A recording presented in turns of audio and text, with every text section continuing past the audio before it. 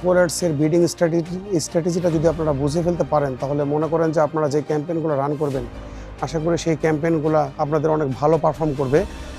আর এখন যদি আপনারা নতুন একটা বিজনেসের জন্য যদি আপনারা বিডিং স্ট্র্যাটেজি দিতে চান, গুগল অ্যাডসের কনভার্সন ট্র্যাকিংয়ের কোনো প্রিভিয়াস ডাটা থাকবে না, তাহলে আপনারা কি দিতে পারেন? আপনারা দিতে পারেন ম্যাক্সিমাইজ ক্লিক দিতে পারেন। আর ম্যাক্সিমাইজ ক্লিকের পাশাপাশি আপনারা ম্যানুয়াল সিপিসি দিয়ে কাজটা শুরু করতে পারেন, যদি কথার কথা আপনাদের কোনো প্রিভিয়াস ডাটাটা না থাকে সেক্ষেত্রে আমি বলছি। আর এখন যদি প্রিভিয়াস ডাটা থাকে তাহলে অবশ্যই আপনারা ম্যাক্সিমাইজ কনভার্সন দিয়ে আপনারা বিডিং স্ট্র্যাটেজিটা স্টার্ট করবেন। আর অবশ্যই বিডিং স্ট্র্যাটেজিটা আপনাদেরকে বুঝতে হবে, বোঝার পরে আপনাদেরকে কাজটা করতে হবে। না বুঝলে আপনাদের ক্যাম্পেইনটা কিন্তু অত ভালো পারফর্ম করবে না, আমি এই জন্য বলছি।